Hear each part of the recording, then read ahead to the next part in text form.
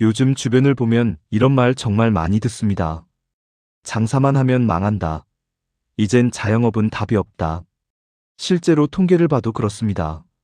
창업한 자영업자 10명 중 7명은 3년을 버티지 못합니다.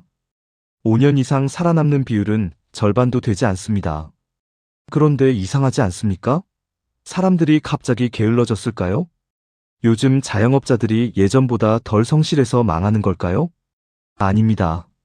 지금 자영업이 무너지는 이유는 개인의 능력 문제가 아니라 구조적인 문제입니다.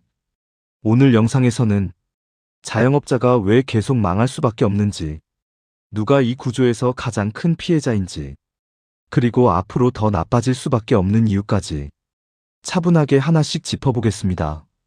대한민국은 자영업 공화국입니다. OECD 평균 자영업 비중은 약 15% 수준인데 한국은 25%를 훌쩍 넘습니다. 문제는 이게 자발적 선택이 아니라는 점입니다. 조기 퇴직, 구조조정, 정년전에 밀려난 중장년층, 취업 문이 막힌 청년들. 이 사람들이 갈 수 있는 곳은 많지 않습니다. 결국 마지막 선택지가 자영업입니다. 즉, 기회가 좋아서 장사하는 사람보다 갈 데가 없어서 장사하는 사람이 훨씬 많다는 겁니다. 이러니 경쟁은 과열되고 가격은 무너지고 남는 건 빚뿐입니다. 자영업자를 가장 먼저 죽이는 건 임대료입니다. 장사가 잘 되든 못 되든 임대료는 매달 고정으로 나갑니다. 문제는 상권이 살아날수록 임대료는 바로 오르지만 장사가 안 될 때는 임대료가 절대 내려가지 않는다는 점입니다. 이 구조에서 누가 가장 안전할까요? 건물주입니다. 자영업자는 인테리어 비용, 권리금, 보증금, 장비 구입, 대출 이자, 모든 리스크를 떠안고 시작합니다. 한마디로 말하면 자영업자는 리스크 담당자, 임대인은 수익 확정자인 구조입니다. 자영업자를 압박하는 또 하나는 인건비입니다. 최저임금은 계속 오릅니다. 물가도 오릅니다. 전기요금, 가스요금, 카드 수수료까지 전부 오릅니다. 그런데 매출은 어떻습니까? 손님은 줄고, 소비는 위축되고, 가격을 올리면 손님이 떠납니다. 이러니 사장 혼자 일하거나 가족을 동원하거나 아예 폐업을 선택하게 됩니다.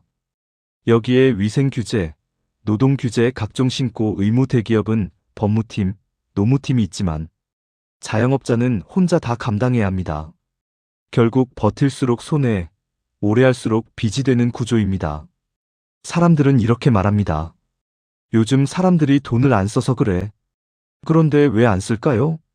집값 부담, 전세금 부담, 대출 이자, 세금, 불안한 미래. 서민과 중산층의 지갑은 이미 말라 있습니다. 문제는 정책은 계속 소비를 강요한다는 점입니다. 지원금, 쿠폰, 단기 부양책. 하지만 이건 잠깐 숨만 쉬게 해주는 진통제일 뿐 체질을 바꾸지 못합니다. 정부는 늘 이렇게 말합니다. 자영업자를 지원하겠다. 하지만 실제로는 대출, 보조금, 일회성 지원 이게 전부입니다. 대출은 지원이 아니라 빚의 이연입니다. 지금은 살려두는 것 같지만 나중에 더 크게 무너집니다. 근본적인 해결책은 과잉 자영업 구조 해소, 임대료 구조 개선, 세금 부담 완화. 하지만 이런 건 정치적으로 인기가 없습니다.